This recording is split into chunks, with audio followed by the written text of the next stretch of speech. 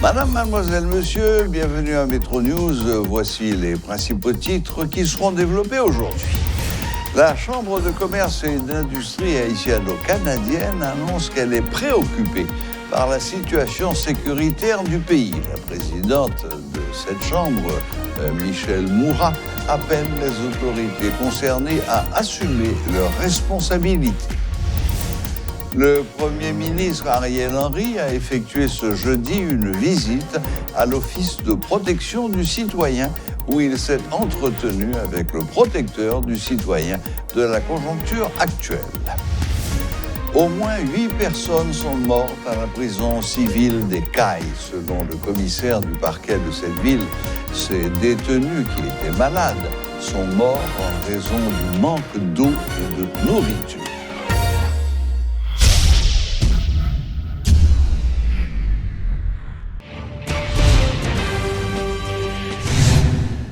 Le Premier ministre Ariel Henry a effectué ce jeudi une visite à l'Office de protection du citoyen OPC où il s'est entretenu avec le protecteur du citoyen de la conjoncture actuelle. Selon le chef du gouvernement, cette visite est aussi l'occasion pour lui d'encourager l'OPC dans ses efforts visant le renforcement de l'état de droit et la consolidation des institutions démocratiques. Je dis, situation paysan, on est que tout le monde qui voulait sortir dans la crise que nous gagnons, pour nous capables de faire pas de plus pour dépasser notre intérêt par nous. Et vous mettez tout le monde, ça nous capable pour nous rassembler tout Haïtien, toute Haïtienne dans un sursaut patriotique. Et sur ce patriotique-là, qui a fait uniquement c'est un bon projet commun du pays. Dans quelques jours, ça va faire un an que le président de la République, M. Jovenel Moïse, a été assassiné chez lui. Et je dis, le système judiciaire noir montrer qu'il est incapable de conduire une instruction sérieuse aussi ça. Pour que la famille, le président Jovenel, le peuple haïtien joigne justice. Nous venons visiter OPC jeudi et nous sommes conscients de travailler avec lui et avec cadres dans l'OPCA parce que nous croyons que l'institution a un rôle très important pour jouer dans des démarches gouvernementales que nous faisons qui voulait que nous fassions tout ça capable de restaurer l'autorité de l'État et de nous donner aux citoyens confiance dans l'institution. C'est important que tout Haïtien, toute Haïtienne de bonne volonté mettez-vous ensemble pour que nous arrivions à une réconciliation tout segment dans la société noire. C'est une société noire qui est trop difficile. Il faut faire ça si nous voulons rétablir la sécurité, si nous voulons affronter les grandes armées et nous libérer. Si vous voulez créer un climat favorable pour nous gagner des élections, pour nous gagner des élections avec une grande participation, ça va permettre de reconstituer une institution démocratique. Dans tout ça, nous-mêmes en tant que peuple, c'est pas tant pour nous faire des querelles, une bataille entre nous, en clans, pour exercer un pouvoir qui n'est pas dur. C'est temps pour nous arriver dans entente et pour nous arriver à une réconciliation. Parce que nous pouvons, pour nous arriver à résoudre le problème de sécurité, nous avons une entente qui a permis de nous éviter que nous violer les droits de l'homme de façon inutile. L'insécurité qui fait rage en Haïti a de sérieux impacts sur la Chambre de commerce et d'industrie haïtiano-canadienne. C'est ce qu'a fait savoir sa présidente. En marge d'un colloque sur l'énergie solaire, ce jeudi, Michel Moura a fait savoir que de nombreuses entreprises ont déjà fermé leurs portes. Préoccupée par cette situation qui a contraint plusieurs entrepreneurs à fuir le pays, la présidente de la Chambre appelle les autorités concernées à assumer leurs responsabilités. La sécurité a vraiment crasé en pile commerce en Haïti et nous en pile jeunes cadres aussi, l'espoir du pays qui vient quitter le pays. Donc nous-mêmes, nous pensons que base et insécurité, c'est d'abord une grosse racine et problème économique que lié. Si nous avons vraiment encouragé le développement économique du pays, je crois que nous ne pouvons pas arriver dans ce stade d'insécurité. Donc, en tant que chambre de commerce, de toute façon possible et imaginable, pour nous capables de relancer l'économie. Tout le monde qui est impliqué dans la gestion insécurité, mettre tête ensemble. Et pour que c'est ça plaidoyer que nous faisons, c'est que il y a des responsabilités, les gens qui sont responsables de gérer le problème, c'est pour faire vraiment un effort important parce que l'économie pays descend très bas et c'est vraiment difficile en tant qu'entrepreneur, moi connais l'effort à faire pour monter l'échelle là. Donc il faut vraiment arrêter cette descente et mettre toutes les ressources possibles et imaginables et surtout beaucoup de bonne volonté et pour quitter le pays avancé. D'ailleurs, le thème aujourd'hui c'est décoller. Situation très mauvaise, mais nous voulons pas un sport, mais si nous mettons une tête nous ensemble, le pays a vraiment qu'à décoller. C'est pour ça que nous avons invité un pile acteur étatique, nous avons invité un pile, nous mettons tout le monde ensemble là pour et possibilité au moins développer un secteur économique qui a nous on souffle. Très préoccupé. Nous dépasser ce stade préoccupé. C'est une situation qui est extrêmement grave. Ça fait plus d'un an que nous avons tiré sonnette d'alarme. Nous-mêmes, il faut que nous avancions. Et nous décidons pour nous avancer. Et je suis sûr que le moment venu, nous apparaît pour nous faire rôle nous qui vraiment créer des emplois et améliorer la situation économique autour de nous. Il y a un impact sur la chambre parce que il y a des membres qui obligent quitter le pays, mettre les familles en sécurité. Il y a des membres qui connaissent les nous, qui ont un gros problème économique, qui vont le fermer. Donc c'est un impact que nous vivons personnellement, quotidiennement, chaque jour. Pendant ma rentrée là, il y a une membre qui relève moi, il dit que je manque kidnapper petite fille et avant hier soir. Donc c'est pas une situation qui est possible. On ne peut pas continuer comme ça. Le commissaire du gouvernement près le tribunal de première instance d'Écailles, maître Ronald Richemont, lors d'une conférence de presse ce mardi 21 juin, a appelé à l'aide pour faire face à la situation difficile des prisonniers de sa juridiction, parmi lesquels 8 morts ont déjà été enregistrés. Le chef du parquet d'Écailles a fait remarquer que les prisonniers meurent en raison du manque de nourriture, d'eau et d'électricité. Les cellules contiennent plus de 80 détenus et en ce moment, il fait extrêmement chaud. Maître Ronald Richemont dit espérer la reconstruction du bâtiment de la prison endommagé par le tremblement de terre du 14 août 2021 afin de décongestionner les cellules.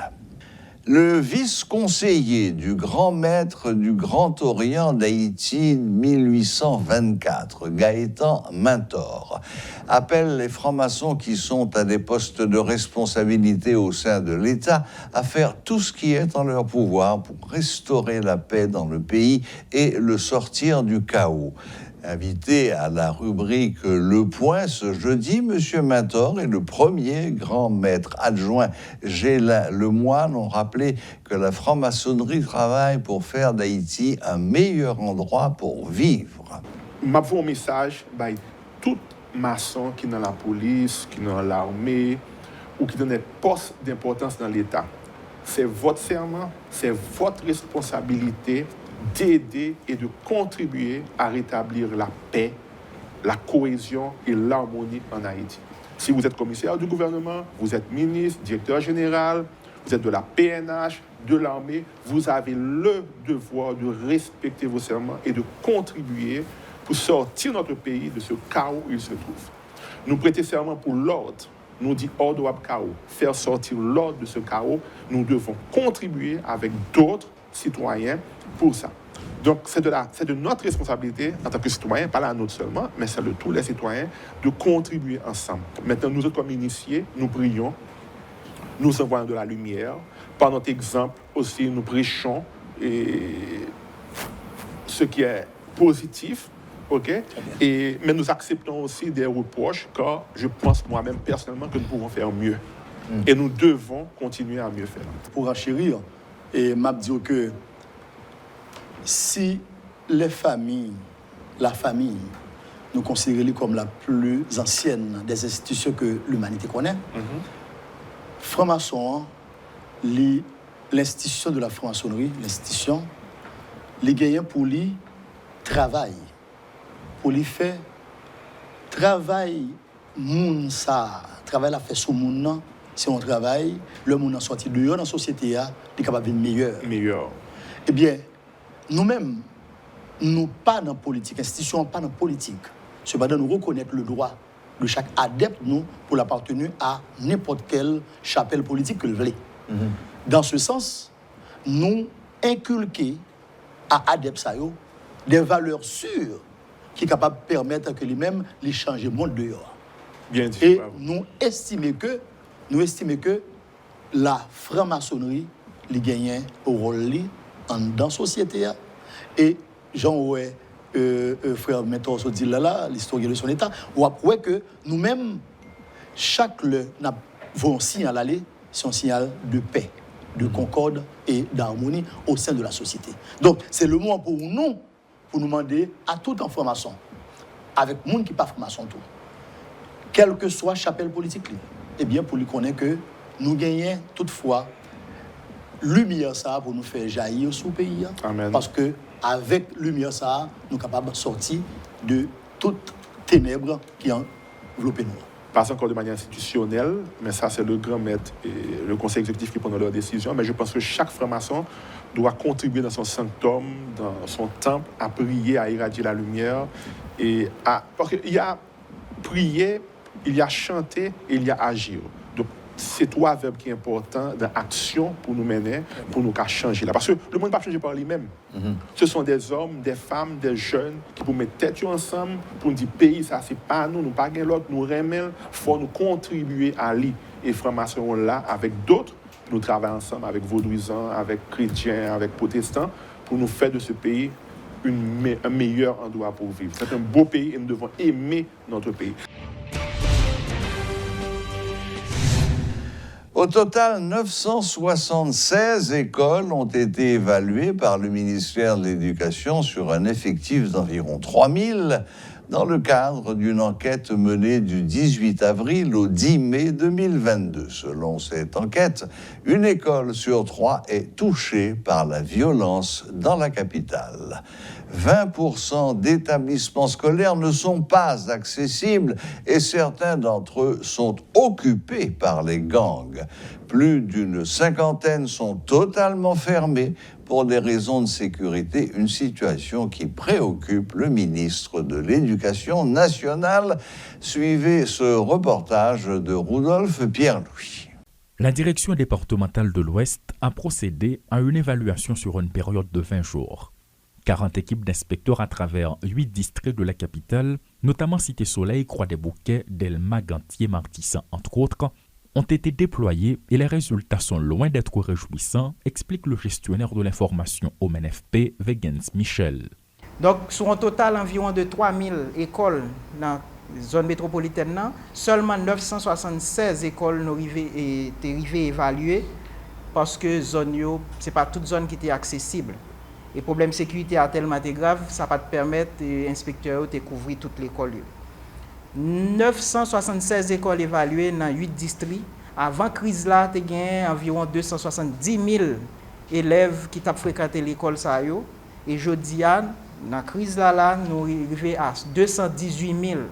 Ça qui baille environ entre 50 à 60 000 élèves qui ne peuvent pas retourner à l'école. Donc nous sommes capables d'imaginer le risque qu'il y a pour que tout le monde soit recruté dans des groupes armés.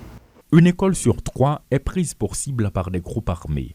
Certains en font leur base et bien d'autres utilisent les espaces comme bon leur semble, en particulier durant les heures de fonctionnement. Les écoliers sont les principales victimes, mais les professeurs aussi ne sont pas à l'abri des démonstrations violentes. Il y a 239 écoles qui, dans l'évaluation, qui perturbées, soit partiellement ou complètement. Ça veut dire qu'il y a l'école qui n'est pas arrivée à fonctionner chaque jour. Et dans 239 là, il y a l'école, nous avons 54 écoles qui sont fermées complètement. Les écoles sont fermées en grande majorité à cause de rivalités qui y a entre gangs, des rivalités entre gangs avec la police, et parfois même des problèmes d'accès à enseignants, des enseignants qui habitaient très loin, qui ne peuvent pas atteindre l'école. Suite aux travaux effectués par des agents du MNFP, une liste technique de ces établissements a été élaborée. Le classement est alarmant et reflète la réalité, poursuit M. Michel. Dans l'intervalle, quelques-uns ont choisi de fermer définitivement leurs portes en raison de l'insécurité. L'école qui est en rouge, c'est l'école qui est occupée par des gangs. C'est là les gangs qui font quartier général dans l'école. Toute l'école qui est en bleu foncé, c'est l'école qui est occupée par des déplacés suite à la crise qui était passée dans Croix des Bouquets à bord.